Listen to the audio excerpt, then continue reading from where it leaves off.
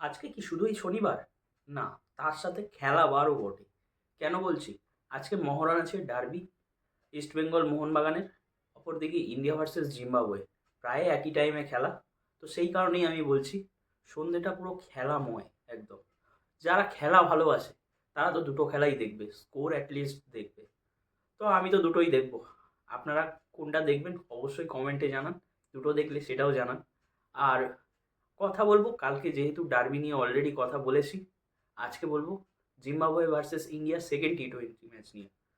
তো সেকেন্ড ম্যাচে মূলত আবার বোলারদের উপর নির্ভর করবে কিনা আমি বলতে পারছি না।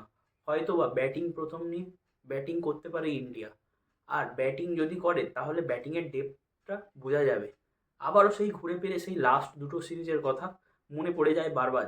আয়ারল্যান্ডের কাছে যেখানে হেরেছিল আর ইংল্যান্ডের কাছে, সেখানে ব্যাটিং কিন্তু অতটাও ভালো দেখা যায়নি। না বোলিং পারফরমেন্স, না ফিল্ডিং পারফরমেন্স।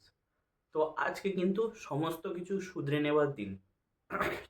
সিরিজটা 3-0 যদি জেতা যায় তবেই হবে একমাত্র কামব্যাক। আদারওয়াইজ জিম্বাবুয়ের মতন টিমের সাথে, আমি যদিও বলছি না জিম্বাবুয়ে খুব খারাপ টিম, তা সত্ত্বেও ইন্ডিয়াকে অনেক বেটার পারফরমেন্স করা উচিত। এখন ইন্ডিয়ার যে বোলিং লাইন আপস আছে, সেই বোলিং লাইন আপসটা জিম্বাবুয়ের জন্য ঠিকঠাক। আরও ভালো খেলতে হবে।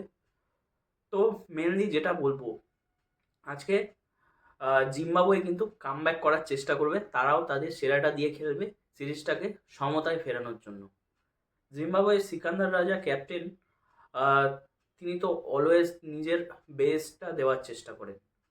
তো দেখা যাক সবাই কীরকম কী পারফরমেন্স করে, তার উপর ডিপেন্ড করছে। এরপর বলি আরেকটা জিনিস, ইন্ডিয়ান টিমের ওয়েস্ট ইন্ডিজ সিরিজের টাইমে এশিয়া এবং এশিয়ান গেমস এবং ওয়েস্ট ইন্ডিজ সিরিজ একসাথে ক্ল্যাশ করেছে।